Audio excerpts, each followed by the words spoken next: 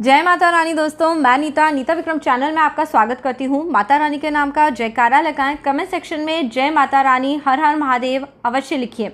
भोलेनाथ माता पार्वती के आशीर्वाद से आपकी सभी मनोकामनाएं ज़रूर पूरी हो जाएंगी। दोस्तों, सावन के महीने में भोलेनाथ और माता पार्वती पृथ्वी पर भ्रमण करते हैं, सभी लोगों की इच्छा पूर्ति करते हैं और सभी को मनोवांछित फल प्रदान करते हैं। आज हम बात कर रहे हैं सावन के तीसरे सोमवार के विषय में। जी हाँ दोस्तों, धन सुख सौभाग्य प्राप्त करने के लिए भोलेनाथ माता पार्वती का पूजन अर्चन करना है।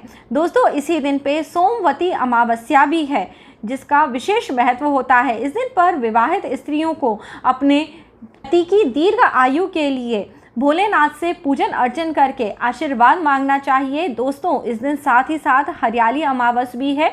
ये दिन बहुत ही सारे शुभ योग संयोग लेके आया है। इस दिन पे सर्वार्थ सिद्धि योग है। जिन लोगों के काम नहीं बन रहे हैं उन्हें अवश्य सफलता मिलेगी। दोस्तों, इस दिन पे आपको एक छोटी सी चीज़ दान करनी है, एक विशेष उपाय करना है। जिन लोगों के भी जीवन में कष्ट संकट चल रहे हैं 100% उन्हें राहत मिलेगी, क्योंकि दोस्तों यह सोमवार की अमावस्या है। इस दिन भगवान भोलेनाथ का विशेष आशीर्वाद आप सबको अवश्य प्राप्त होगा। तो जल्दी से दोस्तों वीडियो आगे बढ़ाएं, उसके पहले नीता विक्रम चैनल सब्सक्राइब करें। वीडियो के नीचे बने हुए लाल रंग के सब्सक्राइब के बटन को प्रेस करिए, बाजू बनी हुई घंटी और बेल के आइकन को प्रेस करिए यदि आप पहली बार नीता विक्रम चैनल पे आए हैं, क्योंकि यहाँ आपको व्रत त्योहारों संबंधी सभी जानकारियां निःशुल्क और समय से पहले प्राप्त होती है, जिससे कि आप पूजा पाठ में कोई गलती ना करें, आपसे कोई भूल चूक ना हो जाए और भगवान की अद्भुत कृपा आप पे बनी रहे। जल्दी से इस चैनल को लाइक कर लीजिए और फैमिली फ्रेंड्स में सभी के साथ इस वीडियो को जरूर शेयर करिए। दोस्तों, 20 जुलाई 2020 की तारीख को सोमवार के दिन पे भोलेनाथ माता पार्वती का सावन सोमवार का व्रत आपको रखना है और साथ ही साथ इस दिन पे विशेष तौर पे सोमवती अमावस्या की फेरी लगाना, पूजन अर्चन करना है और हरियाली अमावस होने के कारण इस दिन पे विशेष आशीर्वाद भोलेनाथ माता पार्वती का आप सबको अवश्य प्राप्त होगा। दोस्तों, सावन के सोमवार के विषय में तो हम पिछले 2 सोमवार से बात कर रहे हैं। आप सभी को पता है, ब्रह्म मुहूर्त और प्रदोष काल में करी हुई शिव पूजा का अत्यंत शुभ फल आपको प्रदान होता है। इसलिए सुबह के समय 3:30-4 बजे एकदम ब्रह्म मुहूर्त में उठ जाएं, स्नान कार्य इत्यादि से निवृत्त हो, भोलेनाथ का आप अभिषेक करिए। यदि आपके घर में छोटी सी शिव जी की पिंडी है तो आप उसका अभिषेक करें। यदि आप चाहते हैं तो आप मंदिर जाके भोलेनाथ का अभिषेक कर सकते हैं। दूध, दही, घी, शक्कर, शहद, पंचामृत से भोलेनाथ का अभिषेक करा जाता है और भोलेनाथ पे चंदन अर्पित करा जाता है सफ़ेद रंग का, और सफ़ेद रंग के चावल अर्पित करे जाते हैं। इसके अलावा भोलेनाथ को जो भी आप नैवेद्य चढ़ाना चाहें, कोई भी सफ़ेद रंग की मिठाई अर्पित कर सकते हैं। सफ़ेद रंग के पुष्प, अकौवे का पुष्प, कनेर का पुष्प और सफ़ेद रंग का कमल प्रभु भोलेनाथ को अर्पित करते हैं। उनके लिए शिव चालीसा में स्वयं भोलेनाथ बोलते हैं, एक कमल प्रभु रखे जोई, कमल नयन पूजन सहचोई, कठिन भक्ति देखी प्रभु शंकर, भय प्रसन्न दिए इक्षितवर। इस तरह से दोस्तों पुष्पों की महिमा है। यदि आप इस तरह से भगवान भोलेनाथ पे पुष्प इत्यादि अर्पित करते हैं तो वह अत्यंत प्रसन्न होकर अपना वरदान आपको ज़रूर देते हैं। जिस तरह से आप भगवान भोलेनाथ पे त्रिदल यानी बिल्व पत्र, 3 जो एक बार में 3 बिल्व पत्र जुड़े होते हैं, उनको आप एक साथ अर्पित करें, साथ में शमी पत्र अर्पित करें। यदि दोस्तों आपको कहीं शमी का फूल मिल जाए, भोलेनाथ शिव शंकर पे उसे अवश्य अर्पित करें और उनका पूजन अर्चन करें। भोलेनाथ का पूजन करते समय दोस्तों, अभी मैंने अपने पिछले वीडियो में ही आपको बताया है, आपको प्रणव स्वर लगातार बोलना है। प्रणव का स्वर क्या है? ओम। ऐसा करने से ब्रह्मांड की ऊर्जा आपको प्राप्त होती है और आपके अंदर पॉजिटिविटी आती है, जिससे कि आपको भोलेनाथ की पूजा का पूरा आशीर्वाद प्राप्त होता है। यदि आपसे ऐसे नहीं बोला जाता तो आप ओम नमः शिवाय इस अद्भुत षडाक्षरी मंत्र को लगातार बोलते हुए भोलेनाथ, माता पार्वती और गणपति भगवान का पूजन अवश्य करिए। परिवार के साथ गणपति भगवान का पूजन करने से आपका गृहस्थ सुख बढ़ता है, जीवन में सुख सौभाग्य का आशीर्वाद आपको प्राप्त होता है। अब दोस्तों हम बात करते हैं, इस दिन पे सोमवती अमावस्या है। इसके लिए आपको कुछ तैयारी पहले से कर लेनी है। आपको एक नारियल ला के रख लेना है, पूजा में चढ़ाने के लिए सुहाग का सामान आपको ला के रखना है। इसमें आप सुहाग का कोई भी सामान जैसे मेहंदी, नेल पेंट और जो भी आप सुहाग का सामान पूजा में चढ़ाते हैं, चूड़ी इत्यादि, ये सब आप ला के रख सकते हैं। फेरी लगाने के लिए 108 चीज़ें होनी चाहिए। ये आप चाहें तो जो चूड़ियाँ होती हैं उनको मंगा के उनकी फेरी लगा सकते हैं। धान, पान, खड़ी हल्दी, इनकी भी फेरी लगाई जाती है। इसका विशेष महत्व होता है। ऐसा करने से विवाहित स्त्रियों का सौभाग्य में वृद्धि होती है। दोस्तों, इसे अश्वत्थ अमावस का व्रत भी कहा जाता है। इस दिन पे अश्वत्थ यानी पीपल के पेड़ की कच्चे सूत से परिक्रमा लगाई जाती है, जिसका अद्भुत फल आपको प्राप्त होता है। यदि दोस्तों आपके घर के आसपास कहीं भी पीपल का पेड़ नहीं है तो आप अपने घर के गमले में जो आपने एक तुलसी लगा के रखी है, जिसका आप प्रतिदिन पूजन करते हैं, उसकी फेरी लगाकर भी उस पर ये सब चीज़ें आप अर्पित करते जाइए और आप वहाँ पे फेरी लगाइए, जिससे कि आपको उतना ही फल प्राप्त होगा जैसा कि आप पीपल के पेड़ की जब परिक्रमा करते हैं तब प्राप्त होता है। वैसे तो दोस्तों पीपल के पेड़ पे त्रिदेवों का वास होता है, ऐसा कहा जाता है। यह अश्वत्थ वृक्ष होता है, यह कभी भी अपनी हरियाली नहीं छोड़ता है। सभी तरह के वृक्ष मौसम बदलने पे अपने पत्तों को त्याग देते हैं और हरियाली का त्याग कर देते हैं, परंतु हरियाली अमावस के दिन पे या सोमवती अमावस के दिन पे यदि आपको पीपल का पेड़ मिल जाए जो कि अपनी हरियाली, अपने पत्तों को कभी भी त्यागता नहीं है, सदैव हरा भरा रहता है, यदि आप इसका पूजन अर्चन करते हैं तो आपकी ज़िंदगी में भी वैसे ही हरा भरापन आएगा, सुख सौभाग्य अवश्य आएगा। इस दिन पे दोस्तों आप किसी भी तरह का 3 तरह का कोई सामान ले लीजिए। एक कोई सुहाग की चूड़ी ले लीजिए, थोड़ी सी कोई मेवे, मिष्ठान, मिठाई इत्यादि आप ले लीजिए, चाहे तो चिरौंजी के दाने ले लीजिए, मूंगफली ले लीजिए। इनसे आप 108 की संख्या में रख लें।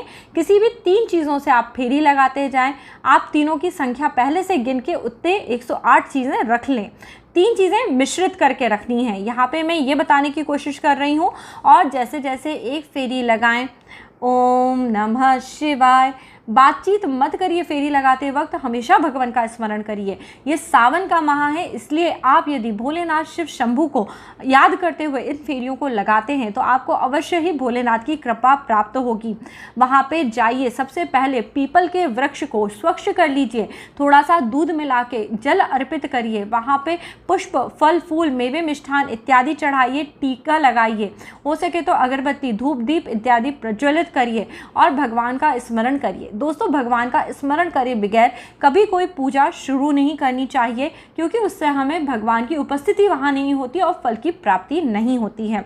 अद्भुत फलों की प्राप्ति, धन संपदा की प्राप्ति तभी होती है जब भगवान वहाँ उपस्थित होते हैं और आशीर्वाद देते हैं। इसके बाद दोस्तों कच्चा सूत ले लीजिए। जितनी भी सुहागिन स्त्रियां हैं, सुहाग का सामान वहाँ भगवान पे अर्पित करें और उसके बाद फेरी लगाना शुरू करें। जी हाँ दोस्तों, नारियल और सुहाग का सामान भगवान पे अर्पित करिए और फेरी लगाइए। कंटिन्यूसली 108 फेरी अगर आपसे नहीं लग पाती हैं तो आप 54 फेरी लगाइए। 54 फेरी भी नहीं लग पाती हैं, 21 फेरी लगाइए या 11 फेरी लगाइए। जैसा आपका शरीर साथ दे उस अनुरूप आप पूजन अर्चन कर सकते हैं। दोस्तों, जब तक आप सुबह सोमवती अमावस्या के दिन पे फेरी नहीं लगा लेते तब तक आपको चाय, दूध, पानी, किसी भी तरह की चीज़ को ग्रहण नहीं करना चाहिए, क्योंकि निर्जला रह के यदि आप उपवास करके फेरी लगाते हैं तो आपको अद्भुत फल की प्राप्ति होती है। भगवान का मन से स्मरण करिए, किसी भी तरह की बुरी भावना मन में मत आने दीजिए, पूजन अर्चन करिए और उसके बाद आप चाय, फल, मेवे इत्यादि जो भी आप सोमवार के व्रत में खाते हैं वो आप खा सकते हैं। आप दोस्तों फेरी लगाइए और माता पार्वती, भोलेनाथ से कृपा करने का आशीर्वाद मांगिए। अब दोस्तों, इस दिन पे जो आपने यहाँ पे नारियल चढ़ाया है, सुहाग का सामान चढ़ाया है, ये सब आप पंडित जी को दान में दे सकते हैं। साथ ही साथ आप पंडित जी को जब बुलाएं अपने घर पे या जब आप उन्हें जाके ये सामान दान में दें उस समय, क्योंकि ये अमावस्या यानी पितरों की तिथि है, इस दिन पे अपने घर से 1 सेर आटा यानी कम से कम 1.5 पाव या 2 पाव आटा ले लें, उसमें थोड़े आलू रख लें, नमक रख लें, थोड़ा घी रख लें। जो भी आप सामान पंडित जी को दें ऐसा भोजन होना चाहिए कि वो एक समय उसका भोजन बना के ग्रहण कर पाएँ।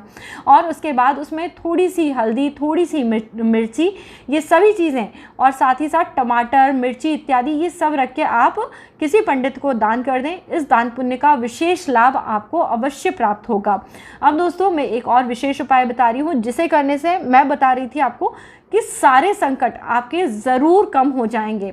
वो है इस दिन पे दोस्तों, जिनको भी ऐसा लगता है जीवन में अत्यंत दुख है, अमावस्या के दिन पे अपने सर पे से नारियल दोस्तों पहले से ला के रख लें, पानी वाला नारियल होना चाहिए। उस पानी वाले नारियल को कम से कम 7 बार अपने सर पे से वार लें और उसे किसी बहते हुए पानी में या तो विसर्जित कर दें। बहता हुआ पानी ना मिले तो आसपास कोई भी जो भी गरीब दारिद्र हो, जिसको उस चीज़ की ज़रूरत हो, उसे वो नारियल दे दें, जिससे कि वो उसे खा ले और उसका निर्वाह हो। इस तरह से आपके जीवन में जो कष्ट आपको इस समय महसूस हो रहे हैं, अवश्य ही उनका विनाश होगा। भोलेनाथ माता पार्वती का आशीर्वाद आपको मिलेगा। धन धान्य सुख सौभाग्य आपके जीवन में अवश्य आएगा। जो लोग आज यहाँ पे सोमवती अमावस्या के विषय में जान रहे थे, अब मैं उनको सोमवती अमावस्या की एक छोटी सी कहानी सुना रही हूँ। आप लोग अपने हाथ में थोड़े से पुष्प, अक्षत इत्यादि लेके इस कथा को सोमवती अमावस्या के दिन पे सुनते हैं तो आपके सुख सौभाग्य की वृद्धि होती है। एक समय की बात है, एक गरीब ब्राह्मण अपने घर में अपनी पत्नी और बेटी के साथ रहा करता था। उनकी बेटी बहुत ही सुशील, सभी अच्छे गुणों से संपन्न थी। एक दिन नारद जी सभी दिशाओं में भ्रमण करते हुए उनके गांव की ओर पधारे। तब उनकी बेटी ने अपने सद्गुणों के साथ नारद जी की आवभगत करी, कई तरह से उनका मान सम्मान करा। नारद जी जब जाने लगे तो उनकी बेटी को आशीर्वाद दिया कि तुम दीर्घ आयु वाली हो। इस पर ब्राह्मण दंपति ने बोला, कृपा करके आप इसके विवाह के बारे में हमें कुछ ज्ञान दीजिए। इसके विवाह किस प्रकार से होगा और विवाह के बाद इसका जीवन कैसा रहेगा। इस पर नारद जी बोलने लगे। कुछ देर वह मौन रहे और फिर अंतर्ध्यान होकर सोचने लगे। बोलने लगे, इस बिटिया की जन्म कुंडली के अनुसार इसके जीवन में वैधव्य का योग है। इसका विवाह आसानी से नहीं हो सकता। फिर उन ब्राह्मण दंपति ने नारद जी से बोला, कृपा करें इसे कोई उपाय बताएं जिससे इसके जीवन में सुख सौभाग्य की वृद्धि हो। इस पर नारद जी मौन हो गए और कुछ देर आंख बंद करके सोचने लगे।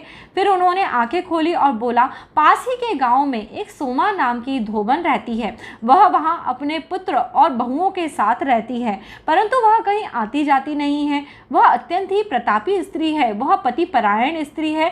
वह अपने घर का बहुत ही अच्छे से देखभाल करती है। यदि किसी तरह सोमा धोबन इस कन्या की मांग में अपने मांग का सिंदूर भर दे तो इसे भी उसी के दिशा सुख सौभाग्य का आशीर्वाद प्राप्त हो जाएगा। ऐसा कह के नारद जी वहां से चले गए। अब वह लड़की और उसकी माँ सोचने लगे कि वह कैसे सोमा धोबन को यह काम करने के लिए कहें। तब जो गरीब ब्राह्मण की स्त्री थी उसने बोला, तुम प्रतिदिन जाके सोमा धोबन की सेवा करो, हो सकता है प्रसन्न होकर वह तुम्हें सदा सुहागन होने का आशीर्वाद दे दे। अब तो लड़की प्रतिदिन सुबह उठती, बहुत ही तड़के उठ के चली जाती, सोमा धोबन के घर के सारे काम करके लीप पोत के झाड़ बुहार के आ जाती। सोमा धोबन बहुत ही आश्चर्यचकित होती और सोचती कि बहू इतनी सुबह उठ के सारे काम कर लेती है। एक दिन सोमा धोबन ने अपनी बहू से पूछा, क्या तुम सुबह सुबह उठ के ये पूरा घर लीप पोत और साफ करती हो? तो बहू ने बोला, नहीं, मैं तो सोच रही थी आप ही इतनी सुबह उठ के ये पूरा घर साफ कर लेती हैं। अब सोमा धोबन और उसकी बहू सोचने लगे, न जाने कौन हमारे घर आता है, रोज हमारे घर की चाकरी करके जाता है।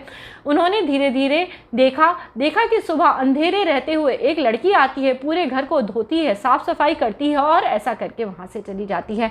एक दिन जब वह लड़की उनके घर आई, पूरे घर की साफ सफाई चाकरी कर रही थी, तब सोमा धोबन उसके पैरों में गिर पड़ी, बोलने लगी, हे कन्या, तुम कौन हो? तुम क्यों मेरे घर की इस प्रकार चाकरी कर रही हो? तब उस लड़की ने सभी बातें सोमा धोबन को बताई। ऐसा सुनकर सोमा धोबन तैयार हो गई कि वह अपनी मांग का सिंदूर उस लड़की को दान में देगी और वह उसके साथ जाने के लिए तैयार हो गई। अब सोमा धोबन उस लड़की के साथ जाने वाली थी। उससे पहले उसने अपनी बहू को कहा, जब तक मैं नहीं आ जाऊं तब तक तुम सबका ख्याल रखना, जो जैसा है उसे वैसे ही रहने देना। जब मेरी अनुपस्थिति रहे उस समय पे कुछ भी ऐसा मत करना जो अभी की परिस्थिति से बदल जाए। ऐसा कहकर सोमा धोबन वहां से चली गई। उस कन्या का विवाह हुआ। सोमा धोबन ने उस कन्या को अपने मांग का सिंदूर आशीर्वाद स्वरूप दिया, जिससे कि उसके जीवन में सुख सौभाग्य आ जाए। परंतु जब उसने ऐसा करा, उसी क्षण उसके पति की तबीयत वहां बिगड़ने लगी। धीरे धीरे उनके प्राण उनके शरीर को छोड़ने लगे। सोमा धोबन को यह सभी बातें पता थी, इसलिए उसने सुबह से निर्जला होकर व्रत रखा था। उसने कुछ भी ग्रहण नहीं करा था। जब वह जाने लगी, उसे ब्राह्मण के घर से माल पुए कचौड़ी कई तरह का व्यंजन मिले। वह वहां से गई। रास्ते में उसे एक पीपल का वृक्ष दिखाई दिया। उसने वहां पे कच्चा सूत और पूजा का सभी सामान निकाल के उस पीपल के वृक्ष की परिक्रमा करी और पूजन करा। उसने रास्ते में से 108 ईंटें एकत्रित एकत्रित करी और उन ईंटों से प्रदक्षिणा करी और उसके बाद उसने विधिवत वहां पे पूजन करने के बाद जल ग्रहण करा। जब सोमाधोवन ने उस अश्वत्थ की परिक्रमा, पूजन इत्यादि करा, उसी क्षण उसके पति के प्राण वहां वापस आ गए और वह सकुशल होकर वहां बैठ गया। इस प्रकार सोमाधोवन ने अपने पति की रक्षा करते हुए उस कन्या को अटल सौभाग्यवती होने का आशीर्वाद दिया। जो भी सोमवती अमावस्या के दिन इस प्रकार पीपल के वृक्ष की परिक्रमा करता है और विधिवत इस पूजन को करता है, सोमाधोवन के से सदा सौभाग्यवती होने का आशीर्वाद प्राप्त करता है, उसके जीवन में कभी भी धन संपदा की कमी नहीं होती। ऐसा सोमाधोवन और नारद जी का कथन है। इस व्रत को करने से स्त्रियां सदैव सौभाग्यवती रहती हैं और उनके घर में धन धान्य की परिपूर्णता रहती है। तो दोस्तों, यदि आज का यह वीडियो सुन के आपको यह कहानी अच्छी लगी है, सोमवती अमावस्या का यह उपाय और विधि सभी चीजें अगर आपको पसंद आई हैं, तो इस वीडियो को लाइक कर लीजिए और फैमिली फ्रेंड्स के साथ नीता विक्रम चैनल पे सदैव बने रहिए।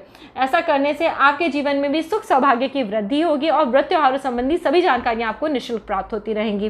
तो दोस्तों, जल्दी से इस वीडियो को लाइक करिए और साथ ही साथ नीता विक्रम फैमिली मेरा नया चैनल है, उसे ज़रूर सब्सक्राइब करिए। वहाँ पे भी आपके लिए अति ज्ञानवर्धक वीडियो मिलेंगे, जिससे आप अपने घर की डेली की जो लाइफ रूटीन है वहाँ पे आप कैसे चीज़ें मैनेज करें, ये मैं आपको बताने वाली हूँ। तो आप ज़रूर देखिए उस चैनल को जाके। जल्दी से मेरा दूसरा चैनल भी सब्सक्राइब कर लेना और इस चैनल पर सदैव बने रहना। अपना प्यार मुझे इसी तरह देते रहना। जल्दी से मैं आपसे एक नया वीडियो लेके फिर से मिलूंगी। तब तक के लिए नमस्ते दोस्तों। जो मुझे लाइव देखना चाहते हैं वो ज़रूर कमेंट करके बताएं, जिससे मैं आपको संडे को लाइव आने के विषय में सभी जानकारी दे पाऊंगी। चलिए दोस्तों, नमस्ते। अपना ख्याल रखिए, अपने परिवार का ख्याल रखिए, सदैव खुश रहिए।